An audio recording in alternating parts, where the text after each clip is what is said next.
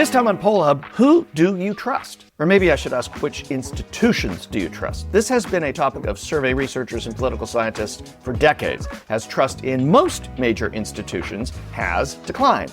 But there's one that's bounced back. Why? And what might it say about trust in general? We're going to discuss that.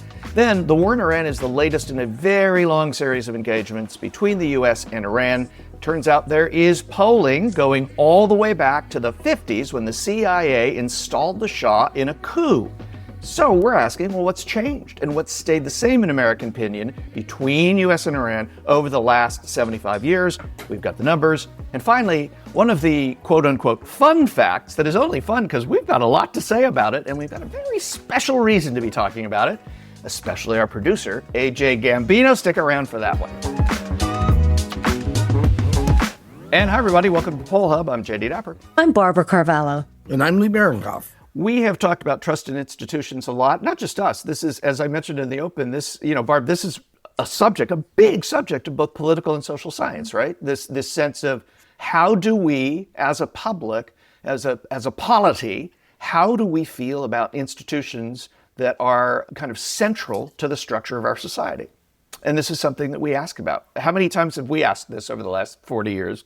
In our polls, like many times. So one of the things that's interesting is that all of these have been in decline for the last decade and a half. Pretty much everybody, even if it's a little bit, but a lot of them have fallen into free fall. I used to be a journalist. We're down there with like lawyers and politicians near the bottom. Have we ever asked about pollsters? Has anybody asked about pollsters? Well, I think we haven't. I think we were right around car sales. Oh, okay. So not good. Not good. Yeah. Jay, if the polls are rigged, though, you would think we would take care of that. We would. We would have a 99% rating. Yeah. So right next to clergy. So here's one that one of our eagle-eyed producers spotted has been turning around, has been going the other direction, and that is the banks. So if you think about banks and you start when the big decline happened, it was 2008, the financial crisis. Obviously, banks, the financial system, was widely perceived to have been a big part of the problem that led to the collapse. And so in 2008, trust in institutions with regards to banks kind of collapsed. So Gallup did a report just this year where they've looked at this over time. Before the crisis, so before 2008, about 57% of people, and they did this around the world, in 25 of the most affected countries, so they had done it before, had confidence in banks, about 57%, which doesn't sound high, but as we know, trust in institutions, 57% is near the top. By 2009, so within a year after the crisis had come, 40%. By 2012, it was 37%. So there's this big precipitous decline of 20 percentage points over the course of the financial crisis. In the U.S., confidence fell even more sharply than in many of the peer countries. But in new polling, 2020, global confidence in banks had risen to 56%. By 2025, just last year, it reached 63%. So we know about trust in institutions. We know what's made some things move, like the Supreme Court. What's the explanation for this? Is it simply that we've forgotten the financial crisis, or is there more to it? What do you think? Well, I think one of the things that is interesting, and I do want to just highlight, one thing that is part of the Gallup measure, and that is it is a 5-point scale. And so most of the choices that are given are a great deal, quite a lot, some, very little, and none. And when we think about not having trust in an institution, we really think about very little and none.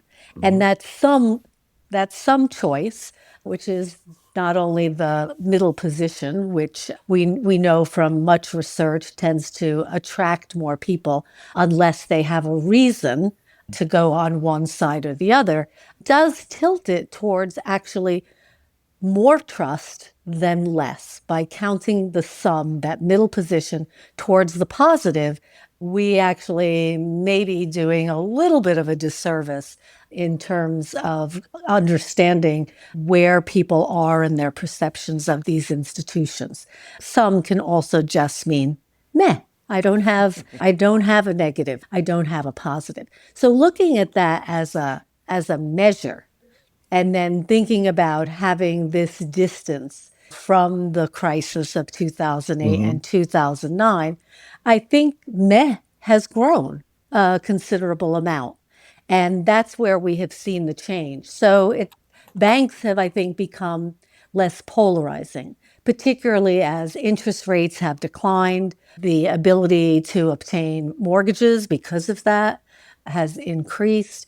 Not that housing prices have certainly helped that, but I think the target and the focus of some of the issues that we associate with banking have moved from banking to other sectors. So, real estate, Yeah. the stock market, and other types of financial institutions. Yeah. Yeah, you segue into sort of what I was going to say. So when there is a crisis in the banking industry, obviously trust is going to be an issue. And I think back at the movie way back when, It's a Wonderful Life, and the run on the banks. And they had their local banker, and that he was the well loved, et cetera, Jimmy Stewart, and all those kinds of things. But the point being, if the as you say, it becomes other things like loans and other. We don't have runs on the bank, as it were. So what the banks become in the time of quiet and steadiness for the banks is they become your local bank. And the person you go into and you say, I want to deposit this money. And they say, have a great day. And I think that becomes a little bit of the image of a bank when the industry itself is not going through major upheavals. So, and like you say, there's surrogates now for that. So, Although you may be the only person on this podcast that actually goes through. That's what I was going to say is you actually almost negated the point I was about to make, which was that our relationships to banks have changed. Well, most of our relationships to banks have changed. Yeah. In that almost all banking, a vast majority of banking is done online. There are fewer tellers. Yes. There are actually, And it works. there are fewer ATMs than there were a couple of decades ago because, there was that big push. Everybody had ATMs. There were lots of ATMs every place, and those have actually declined somewhat. And so it works. Right. In other words, and it works. It's not like so what does everything work now? No. That works. Right. And there are also fewer banks. So there's been bank consolidation. So I just wonder how much of this also has to do with our relationship to banks. And like you said, the things that banks were blamed for in the financial crisis have been separated out to other places, I think, in a lot of people's minds. But our relationship to banks is pretty much tapping your phone to pay. You have automatic deposit of your paycheck. You may have automatic bill payment. Your entire experience with a bank is beep, paying with your phone and walking out. And so My debit card. yeah, right. And so, I think that could, help explain at least some of this move, especially toward the sum. And I did want to mention in that, the data that you're talking about all institutions from Gallup, which is from June of last year, is a slightly different study than the global one they did on banks. But the point of this that you made, I think, is really important. When we look at this chart that we have in front of us, which we can't show you, but the great deal, quite a lot, and some, there's actually not that many institutions that are very little and none. Congress, TV news, big business, criminal justice system, there are a few there. But a lot of them that we think of as like public schools or the Supreme Court, they're actually, they have shed support, but the trust that they've shed is at the high end. There's still lots of some in there. So I wonder if, Barb, the point you're making is that it's not so much that we've lost a lot of trust in our institutions, it's just softened. Is that fair? I think part of it is that understand that why do we even study trust? Why do we study trust in institutions? And I think that trust in institution reflects the consensus that we have as a society. In other words, that when we see, can we define truth in a similar way? Can we define facts in a similar way? So I think when we're looking at measuring trust of institutions, is there a consensus about banks or Congress or the presidency or law enforcement or the military?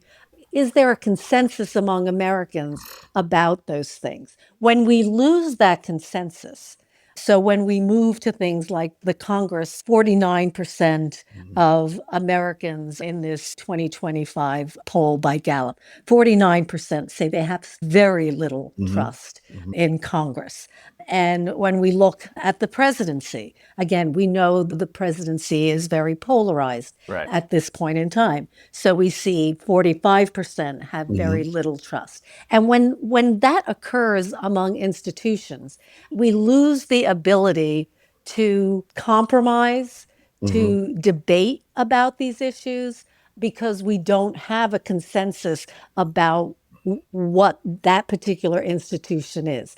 So, yes, it's mostly meh when it comes to banks, but that's actually a good thing because we don't have a fragmentation. Yeah. We have a consensus that, about what banks are and what they represent to our society and how we deal with them. As you mentioned, except for Lee, who still goes into his bank on a weekly basis They're happy to see me. and knows the tellers very well. Most of us have a much more digital or electronic relationship, with our bank.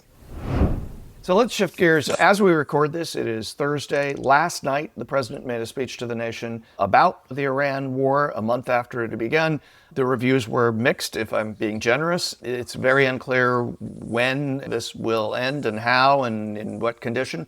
But we wanted to talk about something else. The relationship between Iran and the U.S. goes way back. A lot of folks may think that it started in 1979 with the hostage crisis, but it in fact goes further back than that. In 1952, the CIA backed a coup against a government. There was fears of communism, 1952. This is all over the world, and put the Shah into power. And so, of course, the Shah is who left power in 1979 in the Islamic Revolution and the hostage crisis and all that. So we wanted to say, well, where has American opinion been on Iran through all of these years? Because we have had a close relationship and a fraught relationship with this country for a very long time. So in 1952, NORC did a poll asking about whether Americans thought it would matter if communists took control of Iran. And only 35% of Americans at the time thought it would matter a great deal if communists took control of Iran. It's the only poll we could find from back then.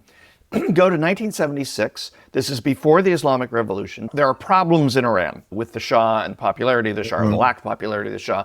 And so Time magazine and Yanklevich, Skelly, and White did a survey in 1976 and asked about whether we should send military aid to the Shah to help prop him up. Only 23% of Americans thought we should send military aid to Iran under the Shah's rule. Of course, 3 years later, everything changes, and let me give you these numbers, and then we can talk about this. So there's the hostage crisis. The revolutionaries took hostages, American hostages. I'm not going to go into the whole history of it. There's a lot of history around that. But in the midst of this, there was a lot of polling. 66% of respondents in an NBC News AP poll said the U.S. should attack Iran if American hostages were physically harmed. 69% in an ABC News Lewis Harris poll opposed sending the Shah back to Iran. By that time, he had left. And Gallup polling through the 80s into the 90s then was asking about Iran in a series of polls. The highest they got in do you view Iran favorably was in the early 90s was 13%, the low was 5%. So things changed from the early 50s and then even in 1976. The hostage crisis really flipped everything around. Yeah. Is it fair for me to say that nothing's really changed since in terms of American public opinion since the hostage crisis? Lee, is that fair? There's been nothing on the other side of the ledger. So it's why would they change? It's sort of the place that we either have minimal contact with or very negative contact with, but the very positive contact is not there. And so this seems to be yet another chapter in that. Not to get into the specific policies now, but this one isn't as smooth because we don't have the allies. We don't have a lot of reasons in the execution of this policy to feel that we actually see our way out of this. And there's all kinds of things involving with Trump and oil and money and things of that sort. But as far as it goes to Iran, where's the pro-Iranian contingent, and what does that look like? And that we don't really have on the ledger to offset these major events that have occurred. The taking of a hostage, that's going to kind of like sour our outlook, to say the least, for quite some time.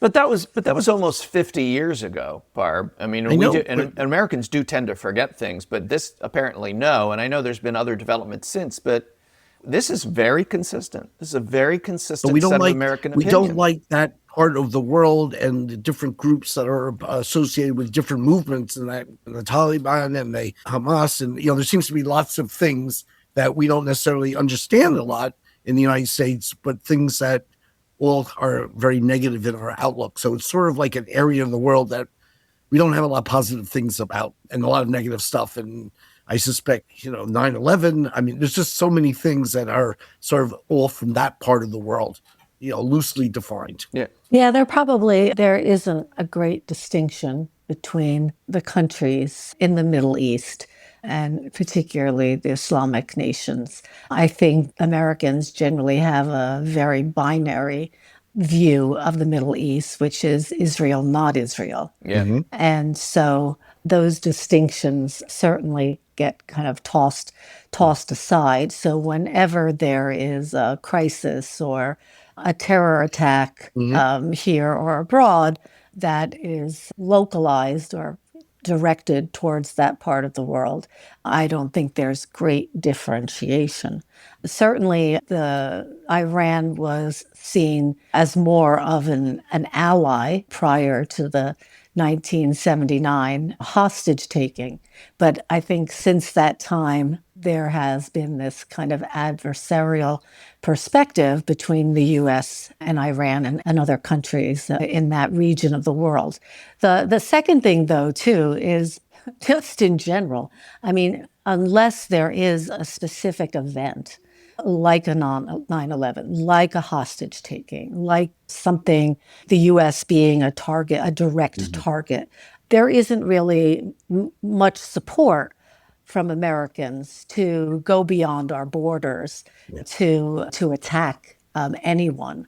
And I think that a good amount of the kind of the saber rattling that we have had with this administration has actually kind of been curious to most Americans, because we don't think of taking over other countries, whether it's Venezuela or Greenland or Canada. It hasn't been a mindset of Americans since we've really had the 50th state. I mean, there are territories that have at different points been thought of as being a 51st state, but we haven't thought about the globe as being something you conquer and you bring into patriotic fold for quite some time. It's certainly not something that I can relate to, generationally. So without those kinds of perceived threats, I think that may be why the president is having particular difficulty. I mean, obviously, there are some issues with message and purpose and all of those things, but you really do need a rationale, I think, to rally Americans to support attacking a country, and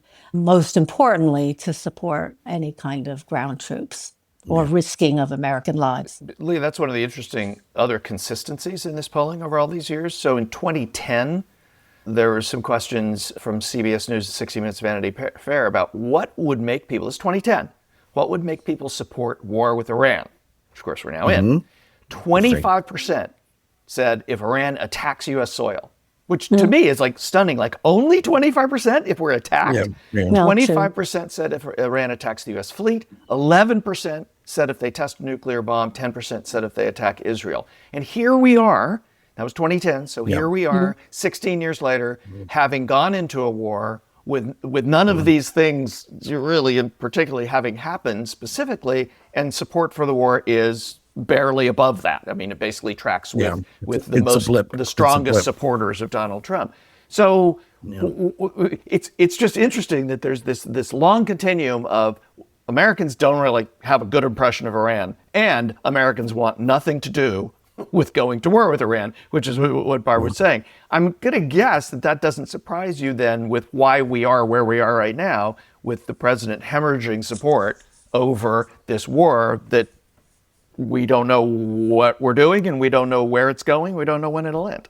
Yeah, it's a very confused message, certainly of the administration, between what they were campaigning on and what has been the reality in this just slightly more than a year of his second term in office.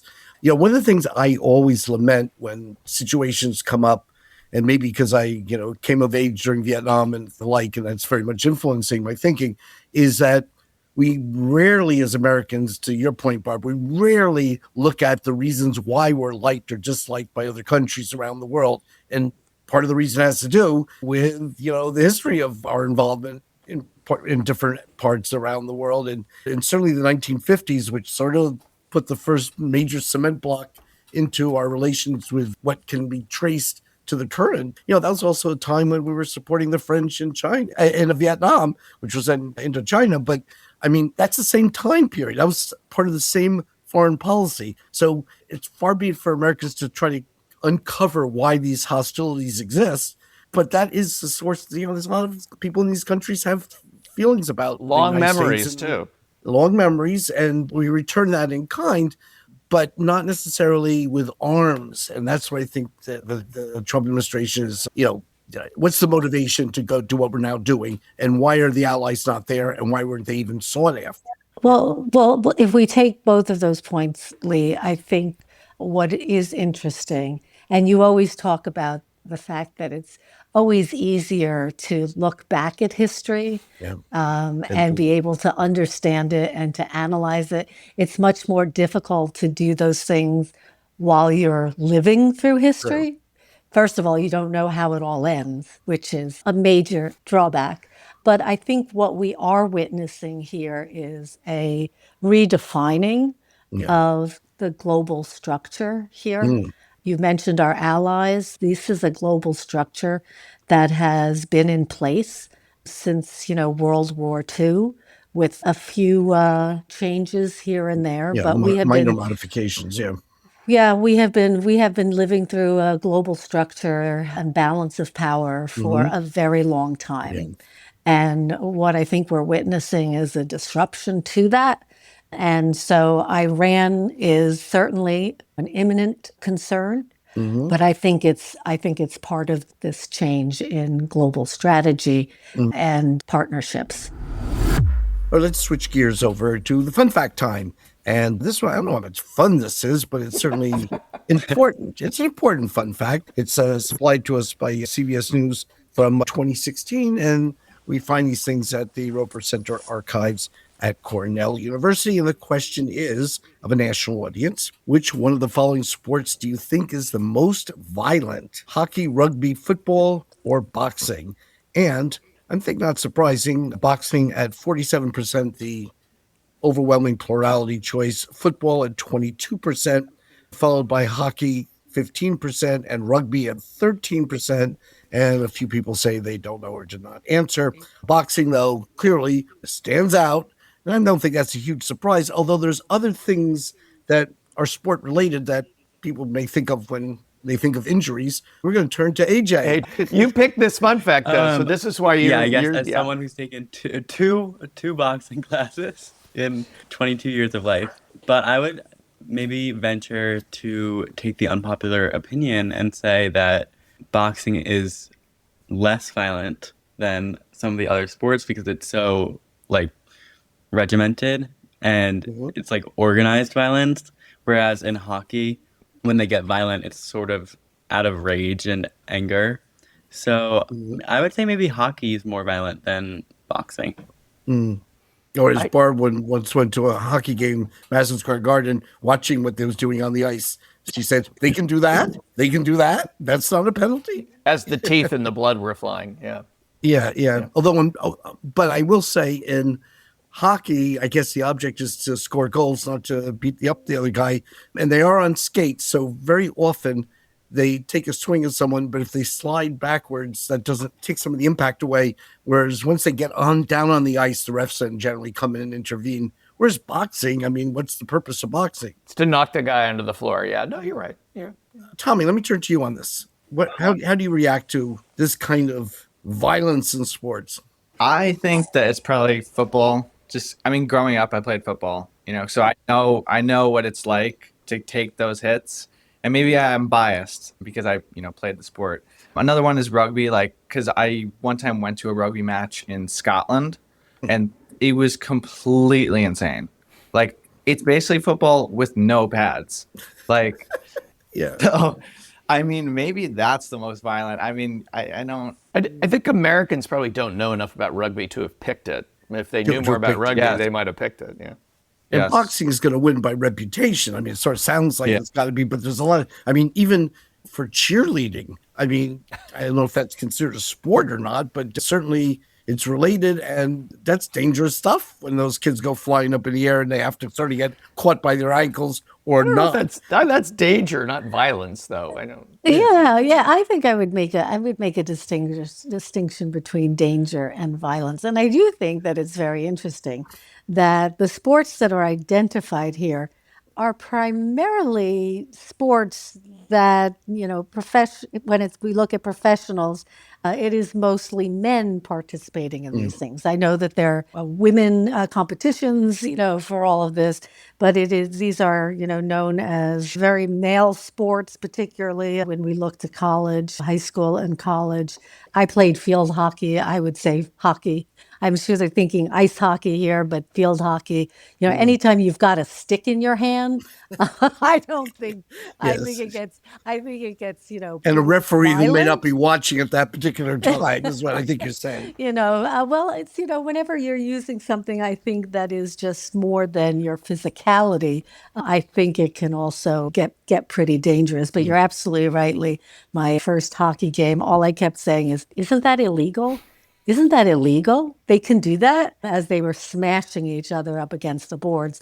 So I'm not sure how your ice skate theory, factors into that. It looked really bloody, and I think Well, that was yeah. kind of part of Well, that was part of the game. don't But forget, don't forget, they're not only hitting each other, but they also have sticks. exactly. Oh, exactly. Yeah. And skates. Those Well, skates are, should I say, double-edged. yeah.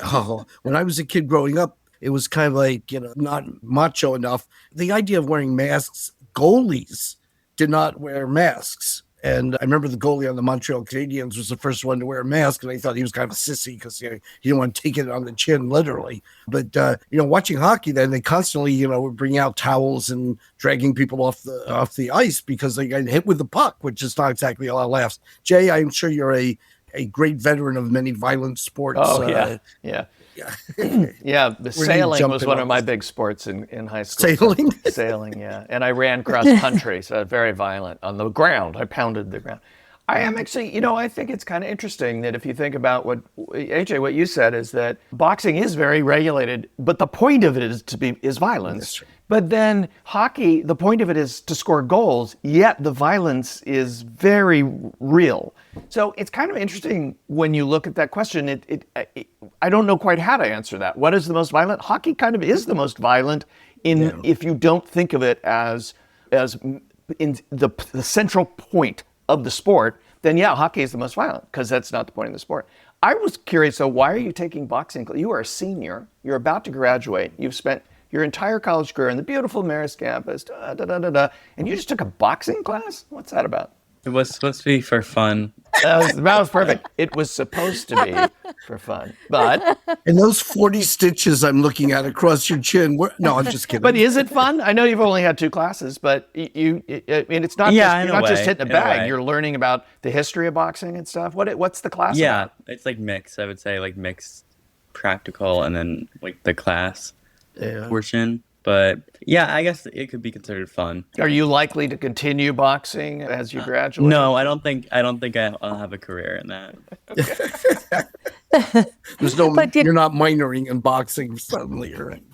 But yeah, I mean, and the point you made earlier, Jay, the difference between violence and dangerous, there are a lot more other sports that we can point to as dangerous. One of my faves, equestrian sports, is right up there. You probably lose more folks and horses each year in those sports than we do probably in any of the others combined. Yeah, So, you count your experience as a writer by the number of concussions a writer has. I mean, it's not great. Yeah. I am surprised. I think the consensus here was that boxing was probably not the most violent because you're not supposedly carrying a big stick. But it also sounds like it is because it's boxing, and that's what we know. In hockey, in fact, we seem to feel that is, pretty rough and tumble. But anyway, on that note, this is not for the faint of heart, obviously, any of these activities, but These views certainly are under advisement. Anyway, have a great week, everybody, and we'll catch up with you next week. That'll do it for Poll Hub this week. Poll Hub is produced by the Marist Poll at Marist University in Poughkeepsie, New York. Mary Griffith is our executive producer. Casey Schaff is our production supervisor. The Poll Hub team includes AJ Gambino, Tommy Rogers, Cassie Connors, Sylvia Weiser, and Molly Goodger. If you enjoy Poll Hub, consider telling a friend about us. If you'd like to learn more about polling and survey science, check out the Marist Poll Academy, our free online learning portal accessible from our website. Remember, you can always tell your smart speaker to play Poll Hub, and with any luck, it'll cooperate. Finally, wherever you listen to Poll Hub, there is a subscribe button. Click it, and the latest episode will be ready for you in your podcasting app as soon as it's released. We'll see you next time.